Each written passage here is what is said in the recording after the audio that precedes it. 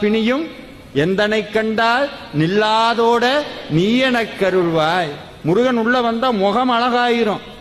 உடனே நீங்க நினைக்க கூடாது ஃபேர் அண்ட் லவ்லி எல்லாம் போட வேண்டாமா சார், அதெல்லாம் போயிடும்.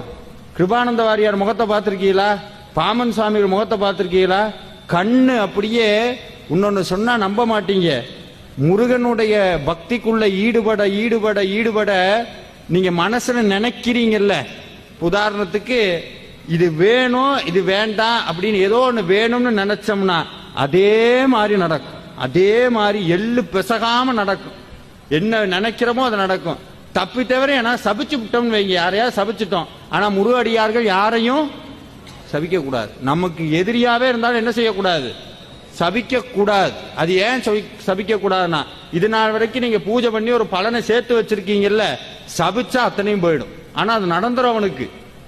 எக்காரணம் கொண்டு இருந்தாலும் சொல்றேன், முருகனை கும்பிடுறவங்க, முருகப்பெருமானை பூஜிக்கிறவங்க, வேல்மாறல் பாராயணம் பண்றவங்க, திருப்புகள் படிக்கிறவங்க, வாய் திறந்து யாரையாவது ஒன்று நடக்கும்னா நடந்து போயிடும், நடந்துரும். அதனால எக்காரணம் கொண்டு என்ன சொல்லக்கூடாது? சபிக்க கூடாது. இதையே ரிவர்ஸ்ல சொல்றேன், எக்காரணம் கொண்டு உங்களுக்கும் அவநம்பிக்கையான வார்த்தையை எப்போதும் சொல்லாதீங்க. இனிமேல் இந்த வேல்மாறலை விட்டு வெளியே போகும்போது யாராவது போன் பண்ணி நல்லா இருக்கீங்களான்னா என்ன சொல்வீங்க? நல்லா தான் இருக்கும். அந்த தாண்ட தான் எல்லாம் இருக்கு. ரொம்ப நெருங்கப்பட்டவங்க கேட்டாங்கன்னா ஏதோ இருக்கும். சாப்பிட்டீங்களா? எனத்த சாப்பிட்டு. வேல்மாறலுக்கு போனீங்களா? எனத்த போய் எனத்த காலு தாங்க வலிக்குது 4 மணி நேரம் உட்காந்து. இதே இன்னொருத்தட்ட போய் கேளுங்க, எப்படி இருக்கீங்க? முருகனர்களால ஒரு குறையும் இல்லைங்க.